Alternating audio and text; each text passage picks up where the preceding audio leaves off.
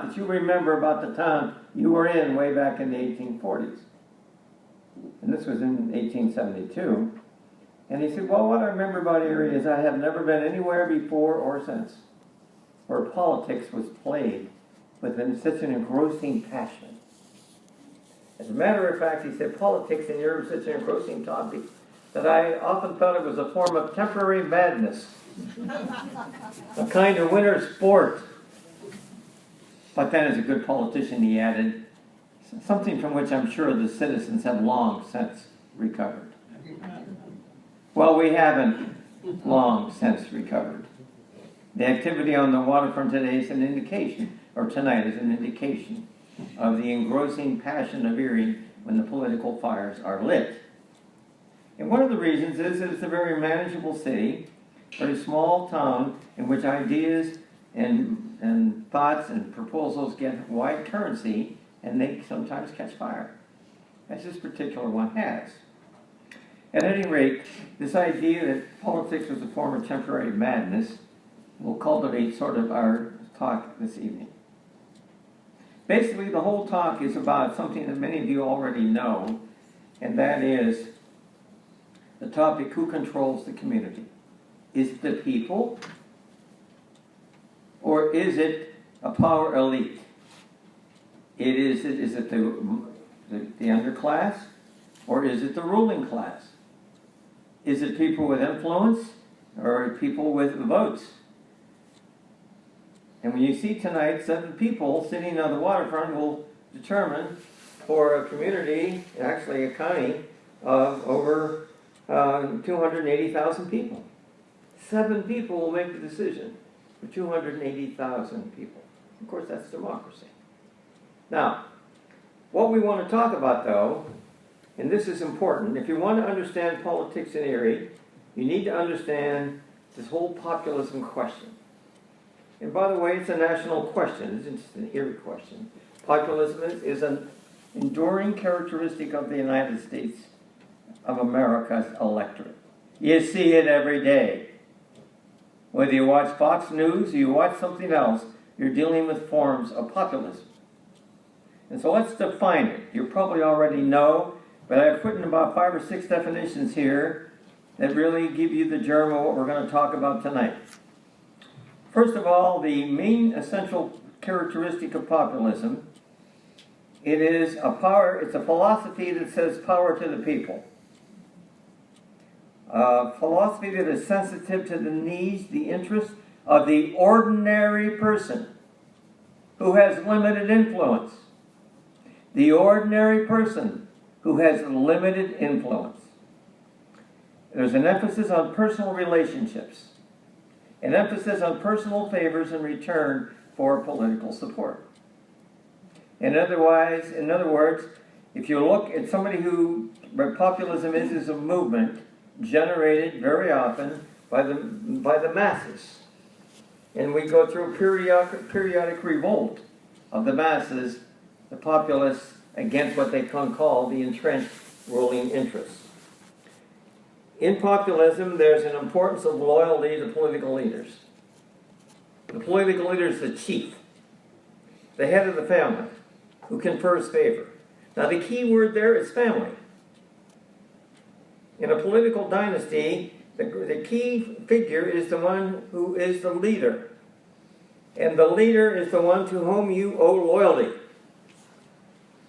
And in many cases, that loyalty is absolutely paramount. The greatest sin you can commit in this kind of setting is disloyalty to the chief, disloyalty to the cause. So it's a kind of extended family. There's this Victor Hofstadter, who was an American historian in the 1950s who got a great deal of coverage and somebody who had a great deal of exposure, once wrote a book called Anti-Intellectualism in American Thought. Anti-Intellectualism in American Thought. College university professor. As he looked back, he said, quote, that there is a suspicion in the United States of eggheads. Now, I never knew what an egghead was. When I was in high school, I was asked to participate in a debate. And I had the responsibility, Eisenhower was running against Stevenson. And I was given the job of being one of 3 people who was going to defend or argue that Stevenson should be the next president of the United States. And when I told my father that I was defending Stevenson, he sort of sniffed and said, "Stevenson, that egghead?" I said, "Well, what do you mean, egghead? I think he has a pretty normal looking head." He said that intellectual, that kind of phony intellectual. A suspicion that is deep in American society of the man of thought. A preference for the man of action. That some would say goes back to our whole business on the frontier. After all, if you're in a foxhole on the frontier and the Indians that are attacking, do you want an intellectual beside you or somebody who can shoot a gun? Do you have somebody beside you who you know will be able to deal with the realities of the moment, or somebody who only knows book learning? Well, Americans admire bookishness. Ultimately, they admire people who can do things. Ultimately, the majority of people tend to admire those who are more people of action than people of thought. So Hofstadter's theory that this anti-intellectualism was always been a part of the United States, and still is. Some of the debate over whether you prefer Fox News versus other forms of entertainment depends on how much you come down on that side of the debate. Really, what it's all about is pragmatism is more important over what you call theoretical knowledge. There's a glorification in populism of the ordinary, the practical, a down-to-earth approach over ideas, an approach of practicality over abstract principle, concrete reality over vision, and sometimes over new thought. And it's a suspicion of elites, a suspicion of power, a suspicion of privilege, and an ultimate faith in the common man.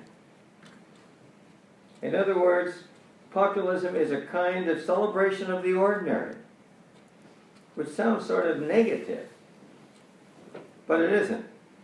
It's a celebration that life is about the ordinary, and it's about the kind of practical values by which we live our life.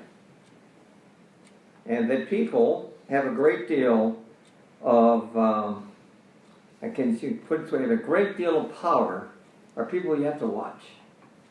Now, of course, American democracy is all based on being careful about who has the power.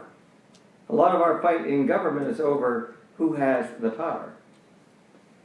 But in the United States, populism has had several powerful movements. And by the way, that populism comes in waves. You saw a little bit of it when there was a reaction against the 1 or 2% here 10 or 20, about a couple of years ago, when you saw people going into the streets to complain about all power gravitating to 1 or 2%. So populism, however you define it, is a celebration of the ordinary person, the power of the ordinary person, the integrity of the ordinary person, the preference for the man of action. That doesn't mean that there isn't a celebration of thought. It's just of the priorities. It is the former rather than the latter. Now, having said all of that, that's a very powerful part of Erie politics too. Perky, is he here? With you. Is it warm in that back there as it is up here? You may want to keep your eye on the temperature because it feels very... We have a new system, folks. A brand new heating system. And so we're going to have to calibrate it a bit. We don't want you to fall asleep in the middle of all this. Okay, well, let's go back, and we're going to need 2 nights to cover this. And for many of you, the more interesting part will be the second night, where we cover what's happened since the 1950s to 60s, right up through today. But until you understand the first part, it won't make much sense of the second part. You need the history and the background. So we're going to go all the way back to when Erie became a city But you see part 2 in your syllabi that says the Yankee-German era of 1851 to 1905. If you go back to part 2, you will see that Erie became a city in 1851. We were a borough until then. But when we reached the large number of people of 5,000, we became a city. And in becoming a city, a whole new political system went into place. You remember, I hope, from the recent celebration that we celebrated 200 years of the Battle of Lake Erie. And in the Battle of Lake Erie, way back in 1812, Erie was just a hamlet. It was nothing more or less than a very small area that was subservient to Waterford, which is the real power in Erie County at that particular time. That was the county seat, Waterford. Erie wasn't much. The Battle of Lake Erie made Erie because it brought people to the city to build a fleet. It brought people here for many purposes that had to do with that battle. Many of them stayed. So by 1851, we had 5,000 people here. And shipping was becoming very important. And as people were moving west, Erie was a stop as they headed on their way to Pittsburgh and down French Creek. So we needed a new form of government. Now, the government that was founded in 1851, the city population was primarily a Yankee. What's a Yankee? Essentially somebody who's either come from England or from Scotland or from the British Islands, somewhere. And the people who came into Erie primarily came out of New England. And if you look at most of their names, Colt and King and Noble and Scott, these are primarily English names. And so the English settled the community more than anybody else, although there were Germans in Erie, there were Irish in Erie, there were all kinds, but the primary, predominant ruling class were Yankees. And the people who called the shots were primarily business people. Business people. There wasn't much of a populist movement at that particular time. The city was under the control of businessmen, and their political goals in the 1850s and 60s, although the Civil War was a distracting aspect when that was all over, what were the goals of the leaders of the town at that particular moment? Well, it was police. We needed police. We didn't have much of a police department. We need safety. We need a better water system. Our water is being carried up and down the hill in kind of wooden truss. We need a better water system. We need to get the hogs out of State Street who are interfering with the ruts and creating other problems. We need to do something with the railroads, and that's, by the way, where the gauge war occurred in the 1850s, where Erie went into battle. Erie, there were 2 or 3 without going through the whole gauge war. Alfred King, who you see up there as one of the businessmen mayors, he was very much on the side. Erie was doing a great business because the railroad that came from Buffalo came on a different gauge, and the railroad that went out of Erie on its way to Cleveland in the Midwest. There were 3 different gauges. And so you had 3 different railroads. You had to transfer from one railroad to another. If you came from Buffalo, you had to stop out in Harbor Creek and by the way, one of the people who had to do that was Horace Greeley, and you had to take a team of horses, and you had to get in a kind of carriage which would bring you into Erie, where you had to spend the night, spend some money, and then the next day get on a train that would take you to Cleveland or the Midwest. Well, common sense meant that you should standardize those gauges. It all should be 58 instead of 72 or 62. But Erie people didn't want that, because if the train came from New York, went through Buffalo, and didn't stop in Erie and kept right on going, lots of business would be lost. And so Alfred King, the mayor, city council then, by the way, very populistic at that point, decided that we had to do something about this. And so they basically went out, formed a mob, and tore up the track that was being laid to standardize the track. It was called the Gauge War. A couple hundred Erie people, led by the mayor, went up and pulled out the tracks. We don't want we want two different systems. Eventually, the state got very upset, sent in the state police. Eventually, one track was settled. Eventually, Alfred King, who, by the way, later on goes on to become a sheriff in this particular point, they had to settle down into a kind of accepting the fact that the railroad might just run through Erie, not just stop.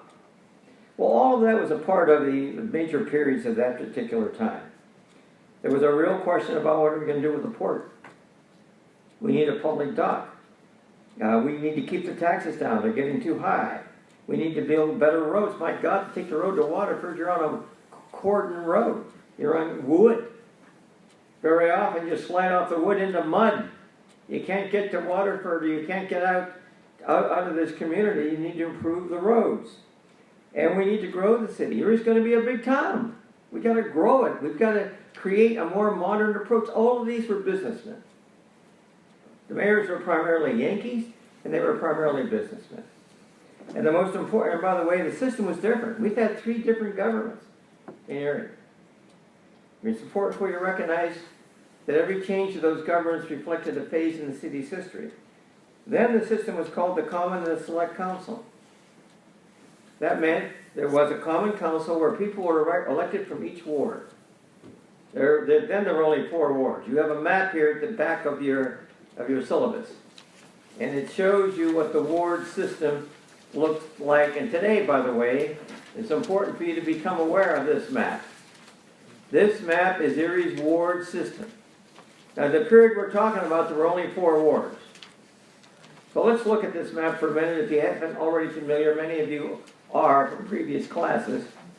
But it's important for you to understand this map, because it governs Erie politics throughout this entire lectures. First of all, State Street is the great divide between the wards. And there's an east side and a west side. And there's no logic to this map, so follow me. Whoever did it needed some better education. Take a look at the Ward 1 on the east side. Erie began in Ward 1. You see it there on the east side. That's down around St. Pat's, down around St. Stan's, down on the bayfront. That's Ward 1. That goes from the Bay up to 8th Street. That's still the first ward of Erie. If you're in Ward 1 today, it's the same ward as it was in 1870. Now, Ward 2 goes from 8th to 18th Street. East 8th to East 18th. You can see how it spreads out coming up the hill. Then you've got Ward 5. Now, Ward 5 really didn't develop until closer to 1900. That's up on the hill. Erie developed down on 8th and 18th Street, Ward 1 and Ward 2. And by the way, Ward 2 is the most democratic ward you can ever see. It has never voted for a Republican. In the entire history of the city, it has never voted for a Republican. I mean, a Republican mayor. Ward 2 has an impeccable record.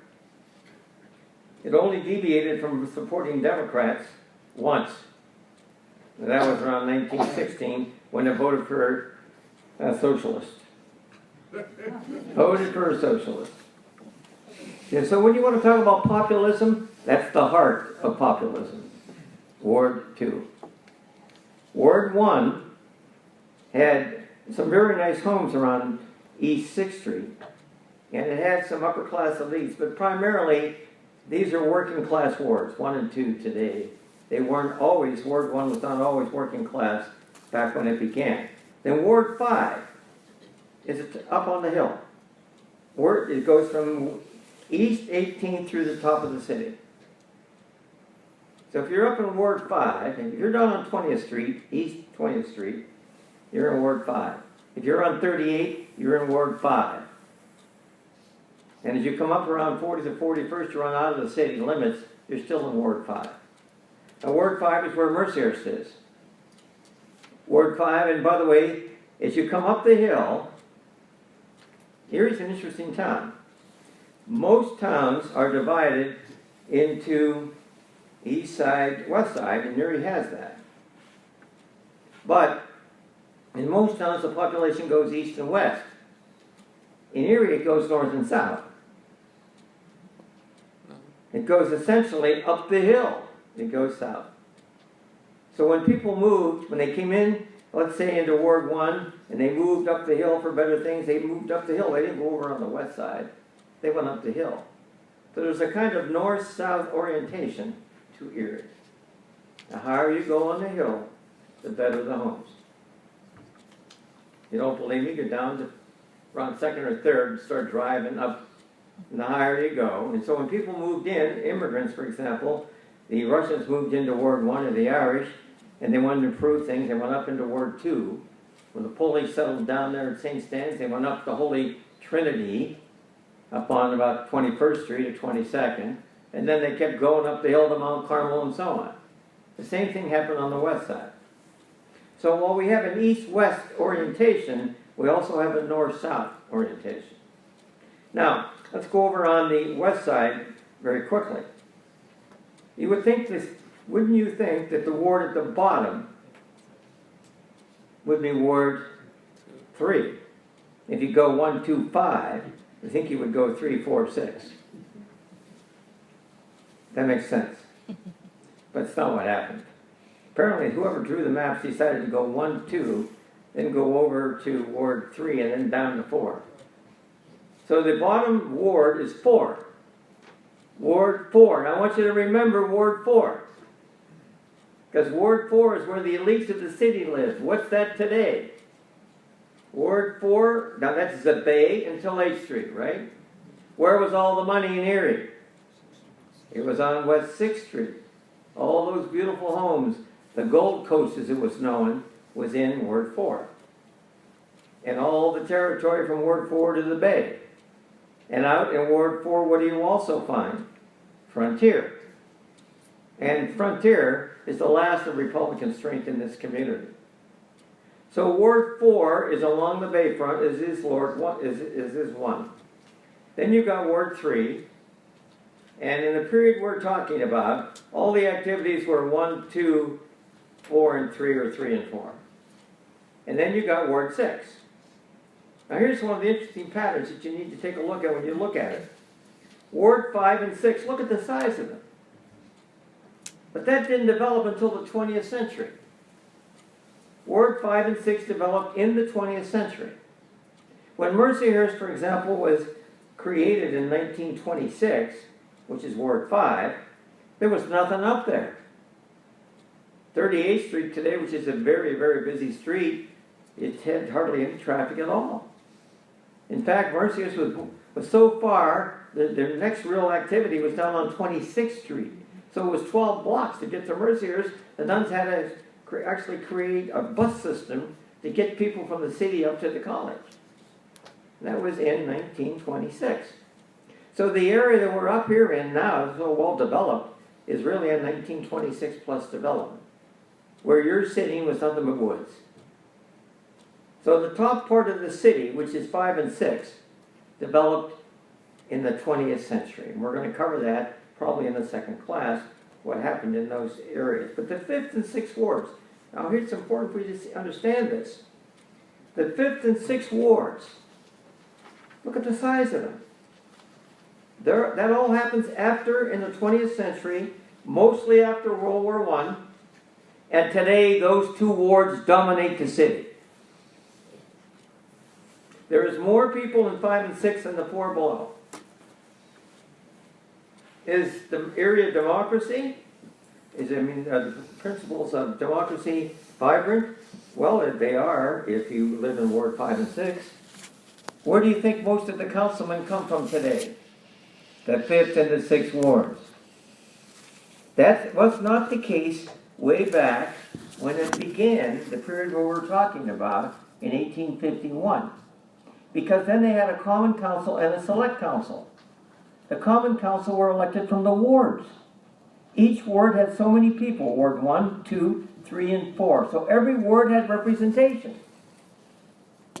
The select council was like the American U.S. Senate. That was people elected from the city as a whole. So you had the Democratic House in the Common Council, and the more aristocratic concept of a select council, smaller. They were people elected from the whole city, and they were appointed. So you had a common and select council. Democracy or populism flourished in the Common Council. And if you were from the first ward or second ward or third or fourth ward, you wanted to get elected to the Common Council if you were an ordinary person, because that's where a lot of the power was. The select council wasn't as strong as the Common Council. Now today, what do you see? In 1913, this was all changed. And then our government was, again, there's been 3 changes in Erie's government. 1851, when the new government was created. Then in 1913, when, and you'll see as we go on in this lecture, they decided that we needed a different kind of government that would be more democratic. And so they decided to reorganize the government, and they got rid of the ward representation system. They decided that when people lived in represented a ward, they only thought about what was good for the first ward. They only thought what was good for the 5th ward. They didn't think of the city as a whole. We're becoming a big town in 1913. We're going to be a big city. We can't have this kind of ward representation where people worry about what's going on East 5th Street rather than in the city as a whole. That was the name of the game. But the populace said, quote, "I smell a rat." Something rotten in Denmark. And what do they mean? The power is being taken away from the people. The first ward and the second ward, the third ward and the fourth ward are going to lose power over time to the 5th and the 6th. Today, how much representation does the first ward have? The system we have today, which was changed, by the way, again in the 1960s, when we created a new government, but it still did not have ward representation. We created a new government in which the mayor and strong mayor in the form that we enjoy today was put into power. The system that appeared in 1913 was a system of council power. There were 7 councilmen, and each one of them did part of the government. Somebody was in charge of the streets. The mayor was only one of 7. The mayor had the police, the mayor had the budget, but he was only one of 7. That got changed in 61. And the system you live under today is the 61 change. But take a look at what has occurred in terms of populism. Ward 1 and Ward 2, how many councilmen do you think come out of Ward 1 and Ward 2? Who's the last councilman you know from Ward 1? Jim Thompson was one. He was from the first ward. How many councilmen come out of the second ward? Hasn't been any for years and years. How many councilmen from the fourth ward? Hasn't been any for years and years. You get some out of the third ward occasionally, especially in the past when they were Italian. But today, Ward 1 and 2, 3 and 4 do not have much power. At least they don't have many people from that part of the country, or that part of the city, I'm sorry. They're all up in 5 and 6. 80 to 90% of the representation comes from people today who live in Ward 5 and Ward 6. Now, there's nothing wrong with that. I mean, after all, populism can flourish in those circumstances. It's their attitude rather than their location. But if you're down to Ward 1 or 2, 4, 3 or 4, you often feel that your interests are not being very well represented. And that's another subject we'll get to as we get into the second evening. But it helps you to understand then what this ward map looks like, because it is still the operative ward system of this particular city. Now, if we go back to the syllabus for a moment, that gives you an idea of that ward system. I want you to take a look at the significant Erie mayors of the late 19th century. There were 2, and we don't have time to go into them in great detail because that's not our purpose this evening. But the most interesting of them was William Scott. Now there's only one remnant of William Scott left. Where's it at? Do we have any memory of William Scott today? There's one piece. Erie Cemetery. Erie Cemetery there is, but where's the last memory we have that William Scott ever existed? Scott Park. Scott Park. Scott Park, you drive by it all the time on West 6th Street. That was part of his home. Bill Scott was the most wealthy Erie person we've ever had. The Scott story is fascinating. And I'll give it to you very quickly if you're not aware of it. He was not from Erie. He came from a Revolutionary War family. His father was influential in the American Revolution, but the family had come on hard times. And he was a kind of page in Congress. Came from a good family. Somebody got him a job as a page in Congress. About 14, 15 years old. And then a number of councilmen took an interest in him. He was a very impressive young lad. Good looking, bright, very personable. And the representative from Erie took an interest in him. So did, by the way, the representative from Georgia.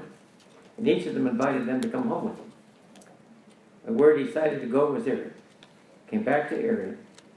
And he became, over time, associated with parts of Erie's wealthiest family.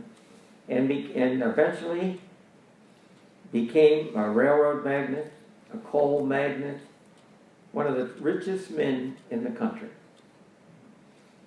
And he had developed a beautiful home, but outside the city.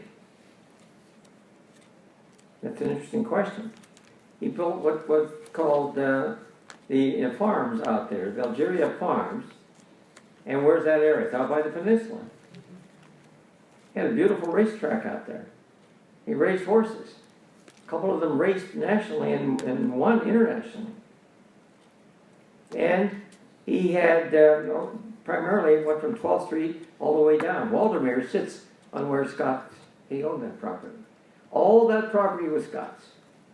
And he eventually becomes mayor of the city twice. And he often referred to Erie as Dear Erie. He, by the way, was elected to Congress. He was elected to the House of Representatives twice. He was very influential in the Democratic Party. By the way, when he died, Grover Cleveland came to Erie for the funeral. He was the President of the United States. The governor of Pennsylvania came to Erie for the funeral. This was Erie's richest man, most powerful man, and an individual who had a great deal of interest and one of the mayors of Erie for a while. He's one of the two people that changed his community. And if we were into a history of Erie, we would go into Scott and Noble, both of whom fought each other for the mayoralty twice, both of whom had a great deal of influence in changing the town, both of whom were businessmen. Virtually all the mayors in the late 19th century were businessmen.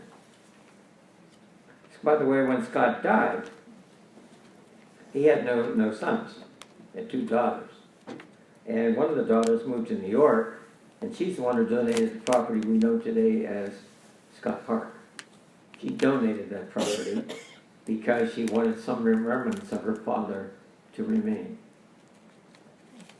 Scott called, by the way, he referred to Erie as Dear Erie, but not always. When he built this empire, this magnificent farm outside the city, he built it outside of the city for one reason. He's a good businessman. Taxes. What would be that reason? You got that pretty quick. You don't have to pay any taxes. Well, you had county taxes, but they were minimal compared to the city taxes. And that's still going on. People moving to Mill Creek to escape city taxes. Well, Scott did the same thing. Only one day a fire happened. A big fire in one of his barns. And the city police notified the city fire department, and the city fire department went to the edge of the city and stopped. They did not go out into the county, cross the line out there by the cemetery, and put the fire out. He was furious. His barn burnt down while the city watched a little further away. That didn't do much for the relationships between that, but he got over that. And when he died, the whole town shut down. In the 1880s, when Scott passed away, and we've never done this since, the town stopped. All business in the town was canceled. And the citizens formed a parade that went all the way from West 6th all the way up to the current cemetery.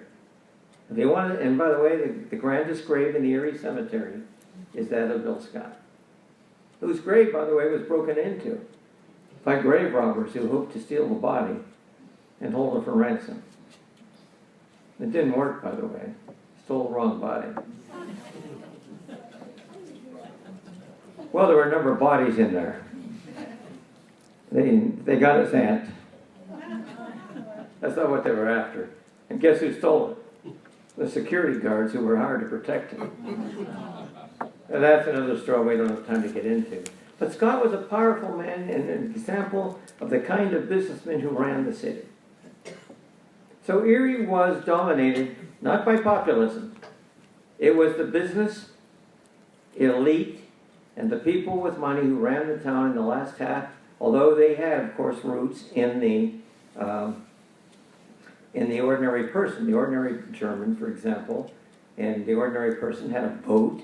They had influence, but they seldom got elected to the key positions. But that all changed.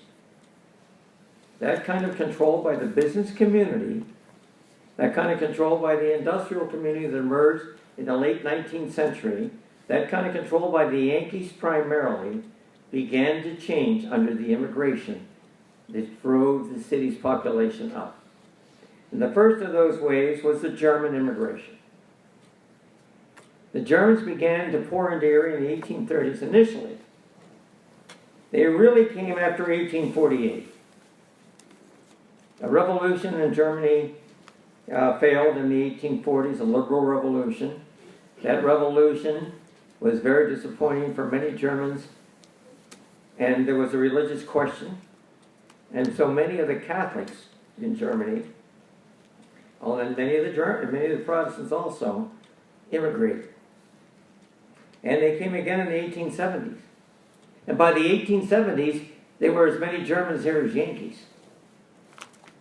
The German community today is still the biggest community in Erie. If I ask you what's the biggest ethnic group in this town, it's the Germans. But they are not politically as active as they were.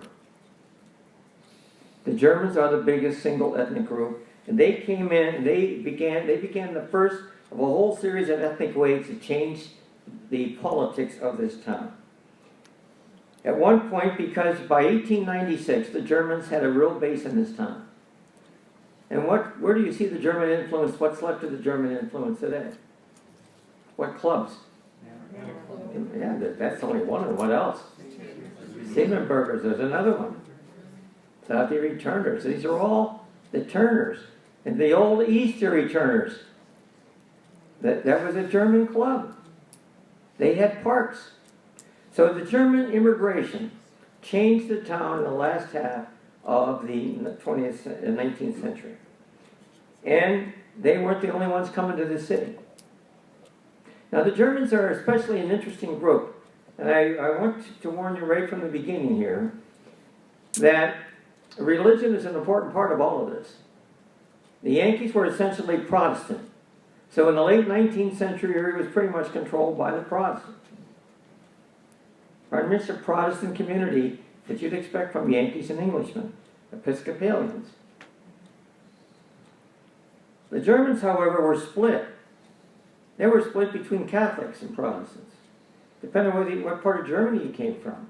You came from Bavaria, you might well be a part, you might well be a Catholic. And so Catholic parishes began to develop with Protestant parishes in the German community. What were some original German churches that were Catholic on the east side? St. Mary's was very German. St. Anne's was very Irish. St. John's was very German. That's a little higher in the hill. That's up on 26th. That's where the Germans moved up the hill to. And you know, I saw all this. I had the pleasure of coaching at St. John's over a period of time. And my first athletes in the 1950s were mostly German. Then they became, all of a sudden, Polish names started getting in there. The nieces were starting being replaced by the Stankowitzes and all of these Polish coming up the hill. Before I was done, the blacks were coming up the hill. So you watch it go from German into Polish, into black, into Hispanic. It was rather fascinating to watch. But the Germans were divided. Now that meant their political power was divided. And you're going to see some German mayors here, and you're going to think they're all Republicans. They're not. If you were Catholic, you tended to be from the more working class, maybe from smaller kind of shops, or maybe you were a person who were involved in stores. And then there were the Germans, the Protestant Germans, who tended to have the factories. And so there was a division between Catholic. And interestingly enough, the German mayors began to take over when the ordinary person began to vote ethnically. And then take a look at what the syllabus shows you. You had 6 German mayors in a row. 1896 all the way up to 1924, and we're going to cover those tonight, but they're different. If you look at the first of the 6 mayors, Salzmann, Hartwig, Liebel, Stern, Weitz, Kitz, that's pretty German. But they all aren't Yankee. They are not all what we would call Protestants. Some of them are populists. For example, Salzmann's a businessman. Hartwig's a businessman. Liebel is a businessman, but a Catholic one, and very much a populist. Stern is as businessman as you can get. He founded the Chamber of Commerce. We're going to talk more about him. Weitz was another populist, and Kitz was the ultimate populist. Miles Kitz was the most interesting populist Erie's ever had. And when we cover him, man, he'd make a great television series. Miles Kitz is a story in himself. So the Germans were businessmen, Protestant, or they turned out to be opposition politics. They were populists. And Liebel is a populist. Kitz is a populist. Kitz works in the office of Liebel. So the German community politically is split between Catholic and Protestant, between populist and progressive, or populist and what we would today refer to as business. Now, those weren't the only ones that came into the community. Erie exploded after the Civil War industrially. Judy Lynch right now for the Jefferson is working on a book on Erie's economic history. She's done a wonderful job with it. And it will be the first book that comes out that really explains the whole economic history of this county and particularly of this city. In it, she traces the explosion that occurred in the 70s, the 80s, and the 90s, when Erie became a major manufacturing center in the United States. You could find more different products in Erie than you could find in almost any city. We made everything. And that was primarily the Protestants, primarily the Republicans, primarily the Yankees and the Germans who founded those factories, and they needed workers. Workers who would work for cheap wages. And so that brought the Irish, the Italians, and the Polish. Now the Irish came from Ireland. The Italians and the Polish also came from their native country, but they also came up from Pittsburgh, down from Buffalo. There was a lot of in-house migration with the Polish coming from nearby cities. And if you look at the dates, the Irish came around the time before the Civil War. And by the way, what did they come for? They didn't come for jobs. At that time, there wasn't much manufacturing here. They came to get the heck out of Ireland. Because what happened in Ireland in the 1840s? Potato famine. The Irish have never got over that potato famine. 6 million people eventually migrated. 6 million! They poured into this country, and when they got here, the brothers brought over their brothers and sisters. And the Irish presence in Erie began to develop in the 1850s as they fled Ireland. They came into all, and by the way, when they came to this country, the Irish did not settle in the farms. They had enough of the farms. After the potato thing failed, they didn't want to have anything more to do with potatoes, or they wanted to eat them, but they didn't want to harvest them. They came to cities, pretty much. And Erie's population began to grow right after the Germans, and they were politically very interested. You're going to see an Irish period here that will follow this German period. So from 1850 to 1890, that's when the Irish poured into town. And they formed the St. Patrick's Church, and eventually St. Anne's Church. They were Catholic, and they were populist. And they were populist to the nth degree. They had nothing. They were poor. And so politics was a means of social advancement and power, and they played that game in every city they were in, from Boston all the way down to Erie. And they particularly played it in Chicago, where Daly and the Irish took over there. So the Irish were very much a part of the 1850s and 90s, but and here's an important thing you have to remember. You do not come to power politically until you usually have a significant middle class. The general pattern is that when the original people come, the Irish came, what did they do when they came? They had no skill. They had no education. Not very much. The British made sure they didn't have very much, because it was, like with the blacks, almost a sin to teach people to read or write, because they can rebel much easier. So the Irish came very often to work in a factory. They came with low level of skills, and they often ended up, the women particularly, in the homes. They ended up as maids working in wealthy homes.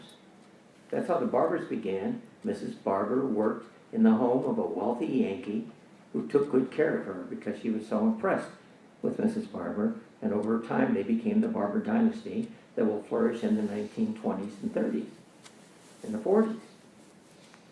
So the Irish gained a foothold not just in factories, but they came primarily to establish their family background, to establish their families and work their way up in the system. But they weren't middle class. You don't seek office until you have people who can read and write and who are able to handle the challenges of public life.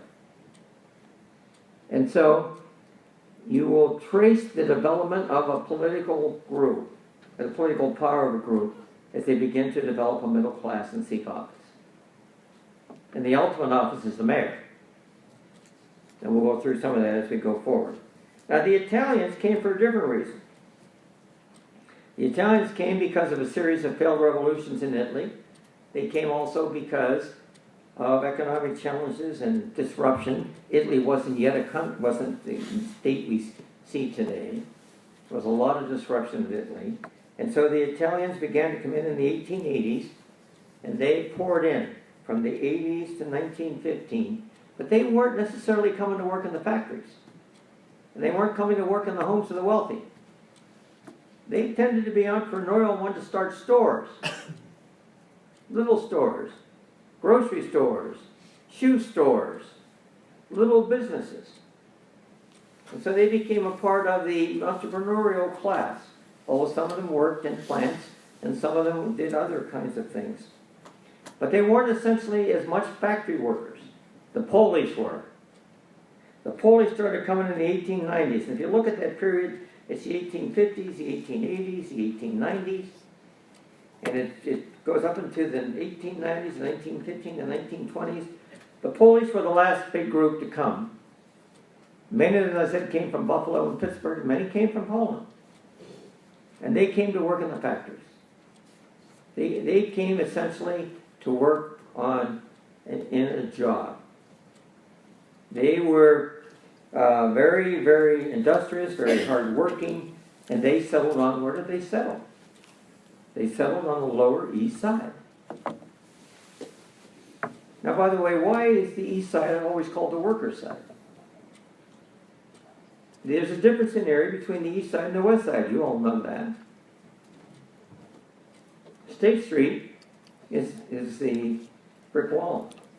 At least it was. There's still an east and west side mentality in the town. You can still find east siders saying, yeah, the west side gets everything. The east side became what?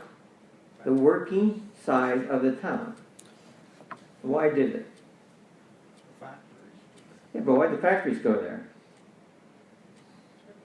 I mean, GE went there. And by the way, when GE came, it was outside the city limits, which it still is. Away from the rich. Away from the rich? No, that's where the cheap homes were. In the 1913, by the way, a lot of this came from 1913, from, as you know, Fricky, from one of the great developers, Nolan. The east side is downwind. The east side of most towns is working class industrial. The wind blows everything to the east. And so the west sides of town are usually more favored sides of town, environmentally. The east side, Nolan looked at it and said the east side should become the worker side of town. That's where the wind's blowing, it's coming this way. So that's where you set up your factories. Otherwise, if you set them up in the west, all the fumes come east. So the east side of town became the place where the ethnic groups started coming. That's where the Irish were. That's where the Italians were, part of them, most of them, sold on the west side. And then that's where the Polish came. That's where the Russians came. That's where the blacks came. They all settled on the east side of town. And so what you find in the 20th century is this domination of waves of immigrants created an east side and a west side. The west side being the more favored part of town. What do you see on the west side, on West 6th Street? It's the Gold Coast. Where do you find the great Protestant cathedrals? On the west side, St. Paul's Episcopal, Church of the Covenant. They're all on the west side. And so there's a division now between the east side and the west side. As you get into the end of the 19th century, early 20th century, you find the east side becoming mostly Catholic, mostly immigrant, mostly populist, mostly the home of Democratic politicians.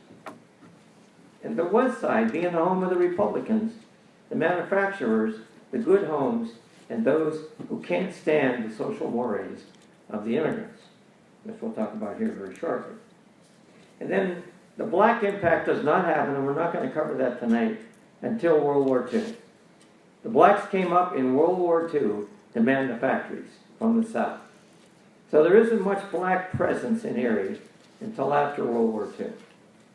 And the Latinos came last. And they came in the last 20 years. So we won't get to that until the next class. So what we're talking about here essentially now is the Irish, the Italians, and the Polish. But when they come, oh, are they so different from the Yankees, and especially from the Protestant Germans.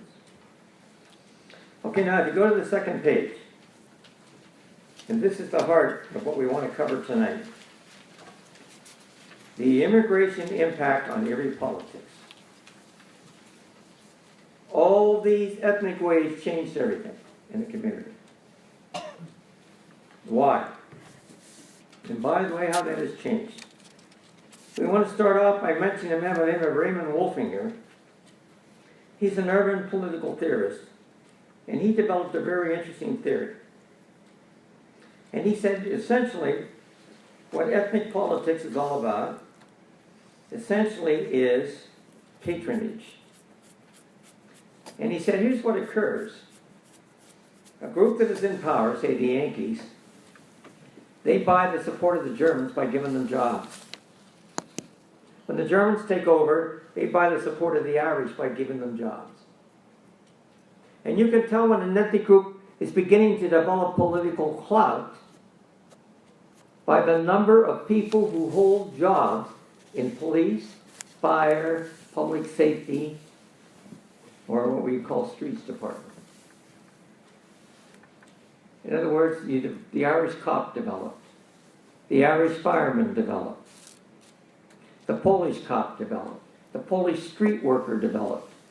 the group that is in power, the ethnic group in power, at this particular time it's the Germans, and then eventually it's going to be the Irish, they stay in power by giving jobs in the system to the ethnic group coming up who will vote for them, but who do not have the skills to hold public office and don't have the leaders who are educated enough or enough money to run for the job of mayor. So Wolfinger says you can always tell when a political group is coming to power by measuring the number of people working for streets, police, and fire. And the bigger the percentage in police and all those supporting elements, when they get big enough, they want their own mayor. Just like the Catholics wanted their own president with Kennedy. I voted for Kennedy. I wasn't sure I should, except I wanted to see a Catholic becoming president. It was the first election I ever voted in. Well, eventually these ethnic groups want to see their own person become mayor. Because becoming mayor is a sign of arrival, a sign of acceptance, a sign of power in your community. So eventually they want their own mayor. But immediately they aren't skilled enough and they need the jobs. And those jobs provide voting power for the mayor in office. So what did the Irish do? They gave jobs to the Polish and the Italians. How many street workers can you have? How many policemen can you have and firemen? Every one of them's a vote. They have wives, they have cousins, they have grandparents. And so the ethnic group in power stayed in power by buying the votes of the next ethnic group, by giving them jobs. And then eventually, by the way, it worked. The Irish cop didn't have much of an education. He might have gotten to 4th, 5th grade, 6th grade. But he made a middle-class living, sort of, and then could send his kids to school. That's what happened to the Italians. That's what happened to a whole series of ethnic groups. They used patronage to develop a way of committing themselves to educating their own children. That's how they grew. And then it all stopped. What do I mean it all stopped? It stopped working for the blacks or the Hispanics. Why haven't they been able to advance into those positions? We haven't had a black mayor. Civil service. We haven't had an Hispanic mayor. Well, of course, they're too new. But why don't we? Well, we don't have many blacks working in the city. We don't have many black cops. We don't have many black firemen. We don't have many Hispanics either. Why? Because civil service was put in, and you had to pass tests. And so education became the method of screening out those who couldn't pass those tests. If those tests had been around in the 1920s and 30s, the Irish, the Polish, the Italians would never have been able to get those jobs or create. And yet, if I ask you tonight, do you think people should pass tests? Most of us would say yes. So the traditional means of advancement in urban politics, the traditional means of advancement for an ethnic community, has not worked for the most recent arrivals. Which is why you see the poverty continue for those arrivals. Now that's only one reason. There's a lot more than that reason, but that's an important part of it. And so the game has changed. Now that's the second lecture. So we're not going to get into it too much tonight on that because we're going to cover it in the next class. What you need to see here, though, is every ethnic group developed political power, usually through patronage, and usually support of the ethnic group in power. Religion was a big issue. Why? This was a Protestant town in the 19th century. There were some Catholic Germans, and there were some Catholic Irish. What happened? By 1920, 1930, where was the power? It was in the new Italians, Catholic. It was in the arriving Polish worker, Catholic. It was in the Catholic Germans who were already here. And suddenly, religion begins to become a factor in politics. It wasn't when the community was essentially Protestant. Now it does. Now, what you begin to see is that politics becomes now the vehicle not only for social mobility, but it becomes the vehicle for political power. But most of all, it ignited a struggle, and that's the heart of tonight's lecture. It ignited a struggle, folks. The elements of that struggle are still going on. It's the heart of populism. What's the essence of it? The new groups did not look at government the way the old ones did.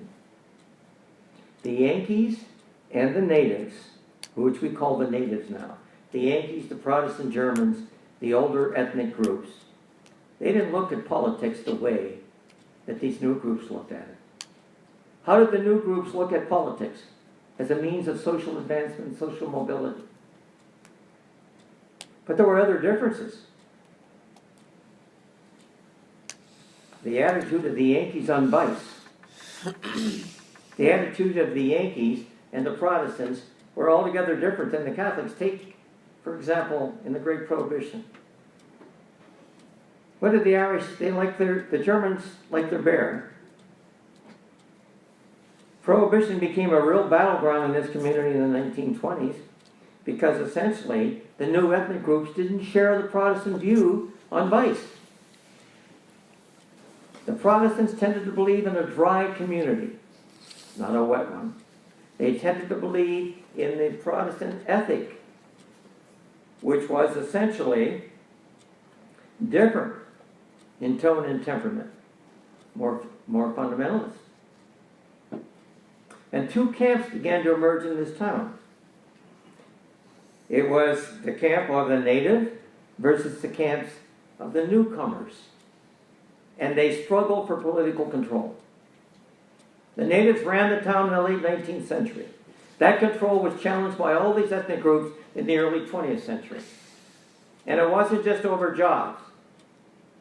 It was over what government should do. What should government be? If you were a Yankee, a Protestant, a Republican, you tended to believe that government should stay out of people's affairs. That government should not be helping. Government was there to pave the roads, keep law and order, and stay out of people's lives. Doesn't this all sound familiar? But the new groups needed government. They needed the jobs. Their kids needed jobs in the summer, on the playgrounds. They needed favors. If their kid got in trouble, they needed to be able to go to the alderman and say, look, Johnny did this, etc., see what you can do to get him out of trouble. The clan system. The view of the newcomers was that government should be helpful. Government should be personal. Government should be a friend. Government should help me move up in the system. The old Yankees, the old Protestant Germans thought this, they were pretty much the middle class, the upper class. They didn't need government the same way. They could take care of their kids. They could send them to college. They could do these things. They didn't need summer jobs. They didn't need a job as a cop. And so the battle between the natives and the newcomers was over what government should do.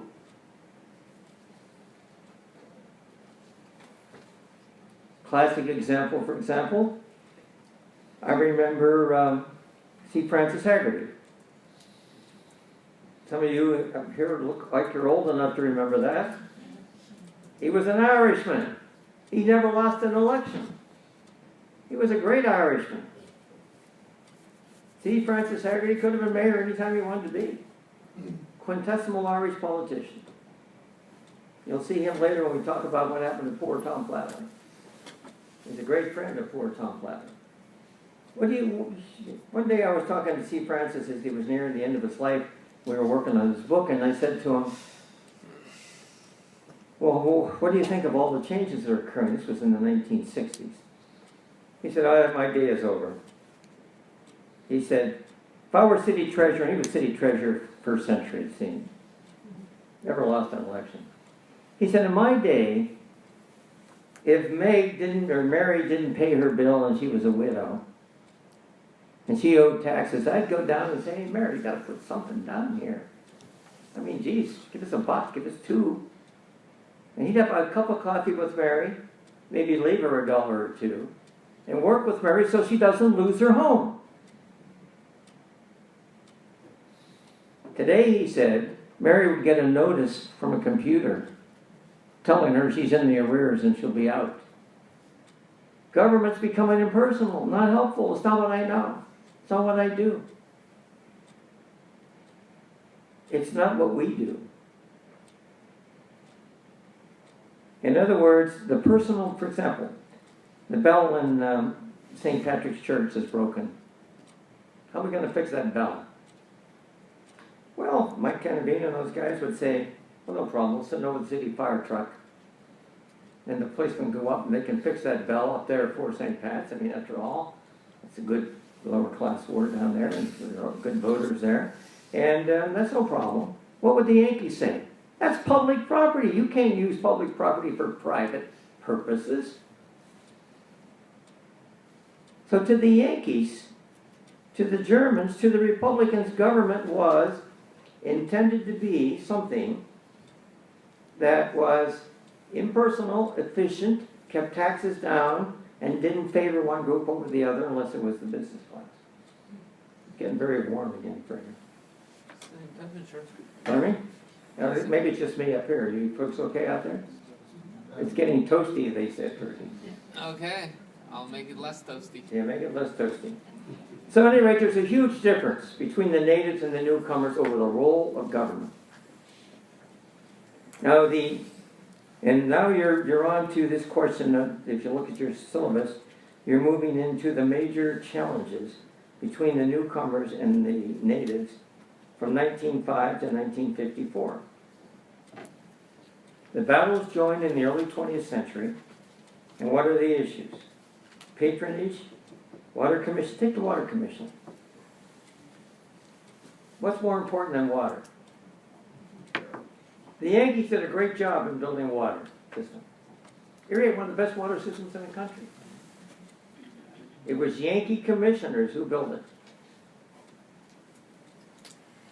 They formed a separate commission, and they built what you see down on the waterfront right now. They built the biggest standpipe in the United States. They sent standpipes out into the lakes to get water. And basically, they ran a very efficient system. But they charged too much. They weren't elected by the people. They were appointed. And they were upper-class people, lawyers and people like that. They ran a very efficient system, but to the average guy on the first ward or the second ward or the fourth ward, they were paying high water rates.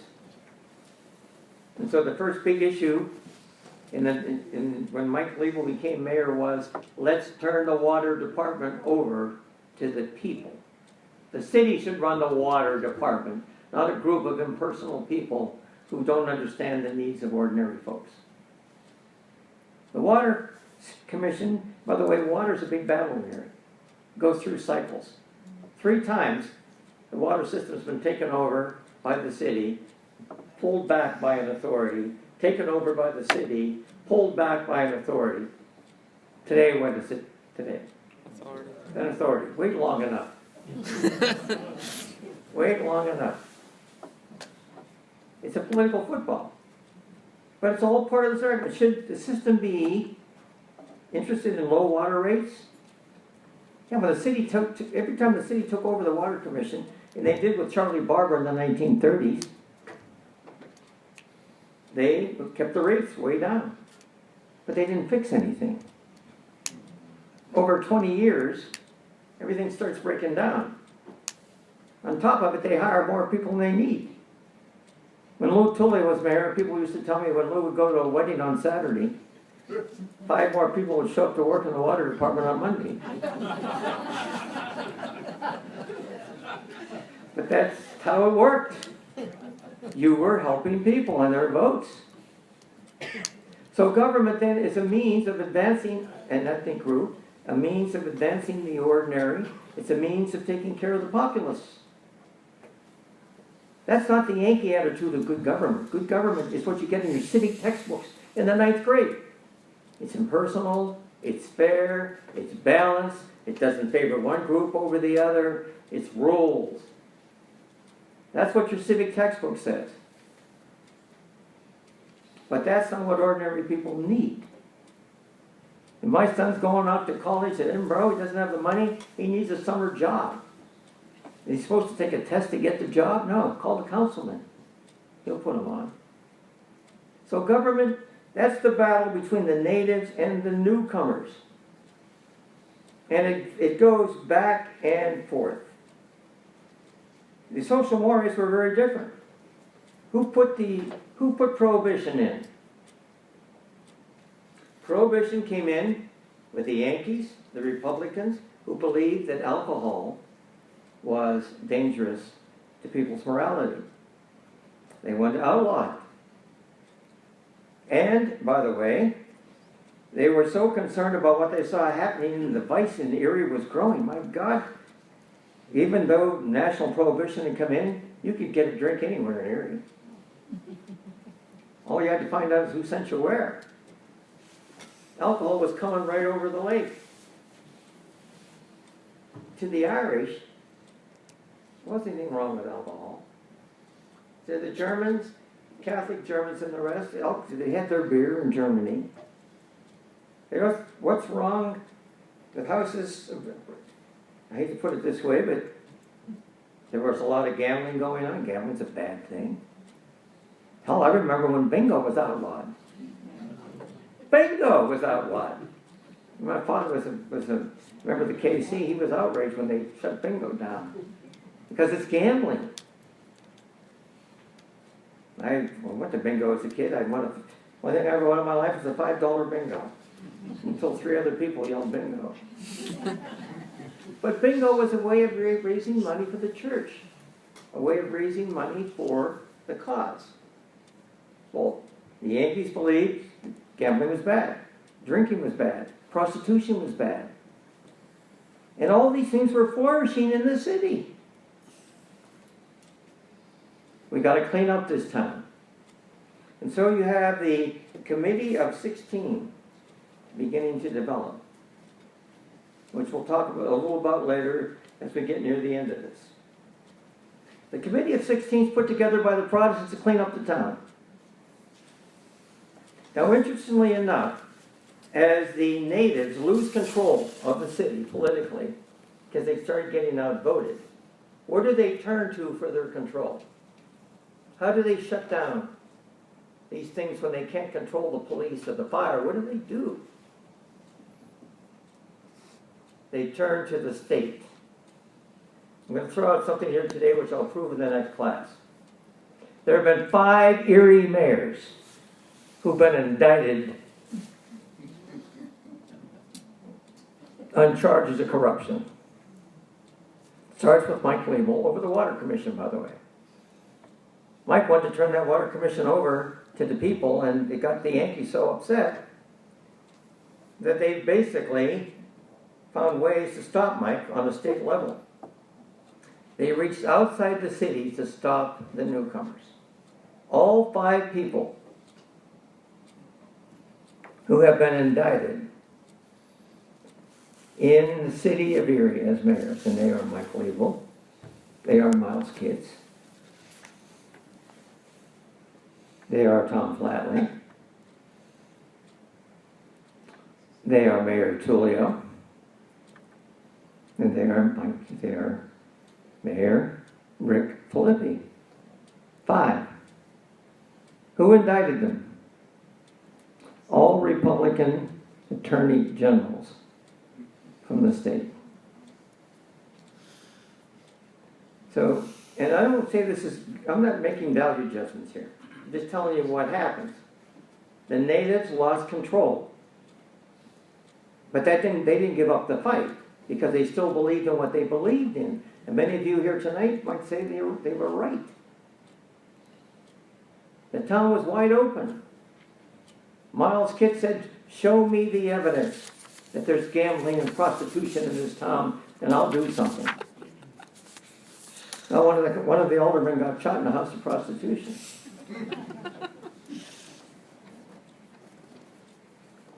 Miles had trouble answering that one. It was just a different view of what government should do, what they should allow, and social mores.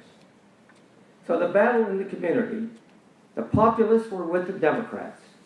The populists were with the newcomers. The populists were with the ethnic groups. But the populists came out of those groups is a better way to put it. All these other struggles were over what government should do. Should it keep taxes down?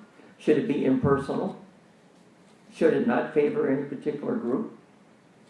Should it carry out what the civic textbooks say it should do? Should it be a guardian of morality? All these things were a part of a different attitude. To the ethnic groups coming in, it was all unnecessary. They needed government and wanted government to be the thing. Chicago, that's exactly what happened in Chicago with Mayor Daley and these guys. And Erie followed pretty much what happened in Chicago. So, when you look at your syllabus, you will see, for example, that Mike Liebel, who was the first of the populists, he was a good German, Catholic German, he ran a brewery, by the way. Mike tapped into the Catholic Irish, tapped into the newcomers, the Germans, Catholics, into the Polish, the Italians, and began to create a political machine. And he was a businessman, and very successful. But Mike got checkmated by the state legislature on trying to take over the Water Commission. And changed the laws and stopped him on the state level. And then he was driven from power. And the neighbors made a comeback with Bill Stern. You see under C and 3C, and by the way, they changed, you heard this in the first part of the class, in 1913, this is a period of progressive reform on a national level, and one of the arguments is that government should not be ward represented because that turns it over to a lot of personal pressures from each ward. And that's when they went into that councilmanic form of government, in which the ward representatives were killed. There were no representatives anymore from Ward 1, 2, 3, 4, 5. That all happened in 1913. That was a national movement, not just an Erie movement. This is a national struggle, not just an Erie struggle. What's playing out in Erie is playing out all over the country where there are ethnic waves. We're just part of that story, although we're a very vigorous part of the story, because we have so much ethnicity in this community. We're just part of the bigger picture. Well, Bill Stern he was the head of the Chamber of Commerce. He was a good Republican. And he was elected mayor. And as mayor, he was a good mayor. He was the one, by the way, who brought in the Nolan report to change the long-range planning of the community. It was a very big thing. This town still, the Nolan report is one of the great long-range plans of the city that happened right under his. But in 1914, what happened is the molders went on strike. Molders, M-O-L-D-E-R-S, they're workers in plants. And they're called the molders. They molded steel and iron and stuff like that. They went on a big strike. And that strike lasted for well over a year and got very ugly. And eventually Bill Stern called in the police because somebody got hurt on a picket line. And what you would expect the Chamber of Commerce to do, he did, which is support the business community, the manufacturing community, who was resisting the pressure for higher wages for all of these groups. That molder strike was ugly, nasty, went on for 18 months, and when it was over, the workers were, the stranglehold, I mean, they were beaten. They had to give up and go back to work. They lost. But when they lost, what did they do?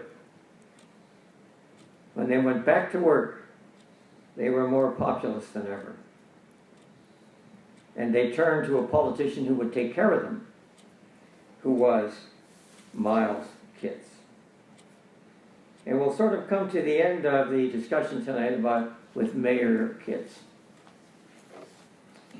Mayor Kitts was the ultimate populist and perhaps the most entertaining politician, maybe with Lou Tullio accepted, that Erie has ever seen. Man, we could spend the rest of the night talking about Miles Kitts. He was a lawyer, the German, Catholic German. His power was, he was a friend of Mike Liebel's. And he ended up by being mayor by accident. He happened to be in the office one night when the candidate that the Democrats had chosen to run backed off. And somebody said, who are we going to run now? And somebody said in the room, well, there's Miles, we'll run Miles. And so Miles runs for mayor and wins. Now he knows where his power's coming from. Miles Kitts is the ultimate populist. If Miles Kitts were here tonight, he would know every one of you before he left, or he would try. He carried gold coins in his pocket, and every kid he ever met, he handed a gold coin to. You know what that did for mothers and fathers? Those are the things that create populist politicians. I remember when Mike Cannavino called me one day at the college and said, and then called me, I'm sorry. He called somebody at Wilson Junior High who told me about this, because we had student teachers there. And you know what, Mike said, well look, I need to have a magic show up at Wilson Junior High. And the principal said, well, why is that? Oh, it's not going to cost you anything. He was good at magic, by the way. Pretty good. He said, well, what's this all about, a magic show suddenly? Well, I'm weak in the 5th ward. And if we have a magic show, those kids will go home and tell their parents they saw Mike doing these magic tricks. And that will, that's good for votes. And he knew how to play the game, Mike Kennedy. We'll talk more about it in the next class. Mike would spend every evening going to funeral parlors. And he wasn't quite sure who got buried very often. Somebody was with him. And he would carry mass cards for Catholics. He would carry flowers, some kind of bouquets that he gave to Protestants. And for the Jewish, he had something special for them too. And he would ask the person on the way in, who's buried here? Then he'd go up to the widow and say, oh, whatever he learned from the obituary, and whatever his aide told him, people will remember who goes to the funeral parlor. The widow remembers. But that's populism at its best level, connecting with people. Building a base. Cannavino was a part of that in the 50s. He'll come later, but he's another Miles Kitts. You can take Miles Kitts out and put him in Cannavino's boots, and you can take him out and put him in Kitts' boots, and they're the same person. Is there somebody like that here today? He says he's one. Is there one here? I don't mean in this room. Do we have a politician today who plays that way? And that's something we'll pick up in the next class. Is the populist impulse in Erie dead? Is it gone? Is it dying? Should it be dying? Well, the advent of the blacks and the browns, the Hispanics, changed all that. Or do they need government the way the other ethnic groups did? That's the kind of stuff we'll look at in the second area. But we'll finish with Miles Kitts by simply saying this. Miles let the town wide open. Which means this was prohibition, you could get a drink. There were houses of prostitution. There were all kinds of things going on in the community, none of which was, according to the Yankees, according to they formed a committee called the Committee of 16. I looked up all the names of the people on the Committee of 16. There were a couple of Irishmen, the Meads, and another group. But they were mostly Yankees from West 6th Street, mostly Protestant, mostly upper-class people, mostly from the good sector of the community. And their goal was to clean up the town. And one of the reasons was they wanted to make the city safe for the boys coming home from Europe. We won the war We now need to make the city worthwhile. They saved the world, and we want them to come back to a clean area. Well, these guys coming back, being told they can't have a drink, but they can't do all these things. That wasn't the most popular thing, but nonetheless, these were reformers. The Committee of 16 sponsored all these raids. It was the Committee of 16 who called in the state cops all the time. These are good people, by the way. I'm not trying to make them bad people. They believe that government should be what we just talked about. And that it should be moral.